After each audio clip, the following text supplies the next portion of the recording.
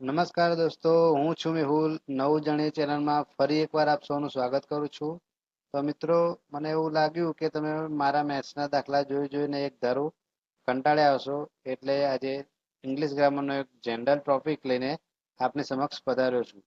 તો જેન્ડર એટલે આપણે ગુજરાતીમાં કહીએ કે જાતિ. તો જેન્ડરના ઇંગ્લિશમાં 4 પ્રકાર છે. તો એને વન બાય વન આપણે એક્ઝામ્પલ થ્રુ જોઈશું. તો એનો સૌથી પહેલો પ્રકાર છે મેસ્ક્યુલાઇન જેન્ડર. એનો મતલબ છે ગુજરાતીમાં પુલ્લિંગ. પુરુષ જાતિ હોય એને મેસ્ક્યુલાઇન કહેવાય. સ્ત્રીલિંગ હોય એને ફેમિનાઇન કહેવાય. ફેમિનાઇન જેન્ડર એટલે સ્ત્રીલિંગ.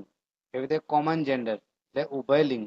કોમન જેન્ડર એટલે શું કહેવાય કે જે સજીવ તો હોય પણ તેની જાતિ તમે નક્કી ના કરી શકો કે સ્ત્રીલિંગ છે કે પુલ્લિંગ, તો એને કોમન જેન્ડર કહેવાય. તે ચોથો પ્રકાર છે ન્યુટર જેન્ડર, તો નપુંસકલિંગ. નપુંસકલિંગ મતલબ શું કહેવાય, એ નિર્જીવ વસ્તુ હોય, બરાબર, તો એને ન્યુટર જેન્ડરમાં લઈશું. તો ચાલો આપણે દરેકના હવે એક્ઝામ્પલ જોઈશું મિત્રો.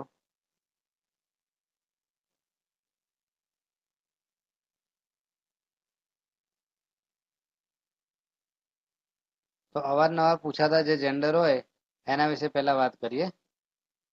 તો પહેલો જે છે મેસ્ક્યુલાઇન એટલે કે પુલ્લિંગ, હસબન્ડ. તો ફેમિનાઇન જેન્ડર એનું શું થાય, વાઇફ. તેવી જ રીતે બ્રધર હોય તો એનું ફેમિનાઇન જેન્ડર થાય સિસ્ટર.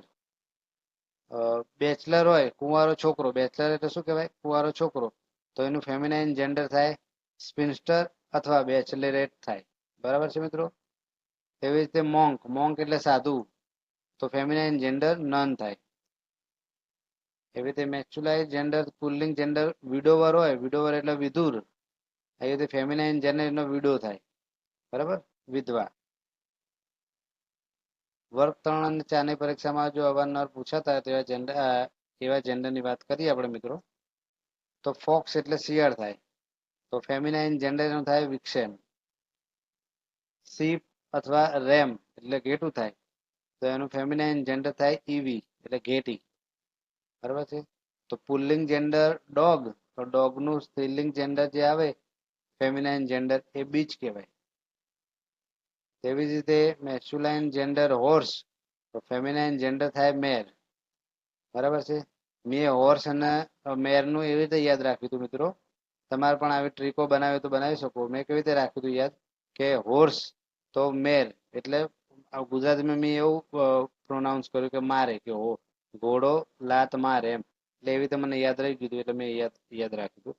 તેવી રીતે પ્રિન્સ. પ્રિન્સ એટલે રાજકુમાર, તો એનું ફેમિનાઇન જેન્ડર થાય પ્રિન્સેસ.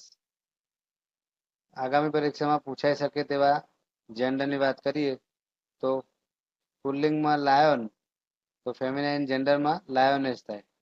તેવી રીતે ઓથર, તો ઓથરનું ફેમિનાઇન જેન્ડર ઓથોરેસ થાય, ઓથોરેસ. તેવી રીતે મિલ્કમેન, જો દૂધવાળો ભાઈ હોય તો મિલ્કમેન થાય, પણ બેન હોય તો મિલ્ક મેડ થાય. બરાબર છે મિત્રો. પછી એબોટ એટલે મઠાધિપતિ, તો ફેમિનાઇન જેન્ડર એનું એબેસ થાય. તેવી જ રીતે ડ્રોન. ડ્રોન એટલે મધમાખી, પણ કેવો નર હોય એને ડ્રોન કહેવાય, અને માદાને મધમાખી હોય એને બી કહેવાય. બક એટલે હરણ થાય, બરાબર, જે પુલ્લિંગ જેન્ડરમાં આવે. અને ડો એટલે હરણ પણ થાય અને સસલી, હરણી પણ થાય અને સસલી પણ થાય, પણ ફેમિનાઇન જેન્ડર એનું ડો થાય. બક તો એનું ફેમિનાઇન જેન્ડર ડો.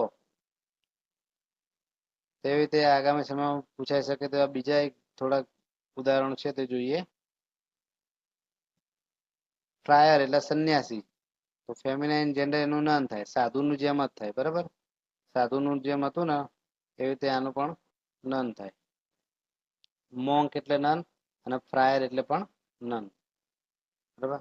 પછી સ્વેન એટલે ગોપાલક, તો એનું નિમ્ફ થાય, ફેમિનાઇન જેન્ડર. તો મિત્રો, હજુ સુધી જો મારી ચેનલને સબસ્ક્રાઇબ ન કર્યું હોય તો સબસ્ક્રાઇબ કરજો. અને તમને આ ઇંગ્લિશ ગ્રામરનો વિડીયો પસંદ આવ્યો હોય તો એક લાઇક પણ જરૂરથી કરજો. અને આપણા મિત્રો જે બીજા પરીક્ષાની તૈયારી કરે છે એને પણ અવશ્યથી શેર કરો. મેસ્ક્યુલાઇન જેન્ડર છે ચેરમેન, પ્રમુખ કહેવાય. તો લેડીઝ હોય તો એને ચેરપર્સન કહેવાય. કોઈ સોસાયટીના પુરુષ પ્રમુખ હોય તો એને ચેરમેન કહેવાય, અને લેડીઝ જો ચેરમેન હોય તો એને પ્રમુખ હોય જો, અને ચેરમેન ના કહેવાય પણ ચેરપર્સન કહેવાય. બરાબર છે મિત્રો. તેવી રીતે વિઝાર્ડ એટલે કે જાદુગર, એનું ફેમિનાઇન જેન્ડર થાય વિચ. તેવી રીતે પુલ્લિંગ જેન્ડર કોલ્ટ, ઘોડાનું બચ્ચું, તો એને ફેમિનાઇન જેન્ડર ફિલ્લી કહેવાય, નાની ઘોડી એમ. નેક્સ્ટ એનો પ્રકાર છે કોમન જેન્ડર. તો કોમન જેન્ડરની વ્યાખ્યા મેં તમને અગાઉ કીધી તેમ કે સજીવ હોવાની ખાતરી આપે પણ તે પુલ્લિંગ છે કે સ્ત્રીલિંગ તે નક્કી ના કરી શકો, તો એને શું કહેવાય? Common gender. તો એને થોડા એક્ઝામ્પલ છે તે જોઈએ. તો પહેલું છે બેબી. બેબી એટલે તમે કહી ના શકો કે પુલ્લિંગ છે કે સ્ત્રીલિંગ, એને શું કહેવાય? Common gender. બરાબર. તો એવી રીતે baby, student, teacher, driver, professor and doctor, આવા બીજા ઘણા બધા પણ એક્ઝામ્પલો છે, તમે પાઠ્યપુસ્તકમાં જોઈ શકો છો. તો એને કોમન જેન્ડર કહેવાય, કે જેને પુલ્લિંગ પણ ના કહી શકો અને સ્ત્રીલિંગમાં પણ ના લઈ શકો, એને કોમન જેન્ડરમાં ગણવા પડે. તો નેક્સ્ટ એક્ઝામ્પલ છે એનો નેક્સ્ટ પ્રકાર, ચોથો પ્રકાર એટલે ન્યુટર જેન્ડર. તો એને નપુંસકલિંગ કહેવાય. તો નપુંસકલિંગમાં એટલે નિર્જીવ નામ બતાવતી જાતિ હોય એને ન્યુટર જેન્ડર કહેવાય. બરાબર છે. તો એના એક્ઝામ્પલ છે pen, pencil, bank, studio, table અને ઇન્ક બોક્સ. એવી રીતે બુક્સ પણ આવે, આપણો મોબાઈલ પણ એ નિર્જીવ વસ્તુમાં આવે. બરાબર. Hands free. બરાબર છે મિત્રો. તો બધા ન્યુટર જેન્ડરમાં આવે.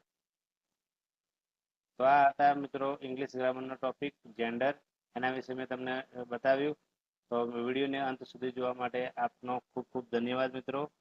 એક લાઈક કરી દેજો આપણા વિડીયોને અને તમારા મિત્રોને શેર પણ કરજો. ધન્યવાદ.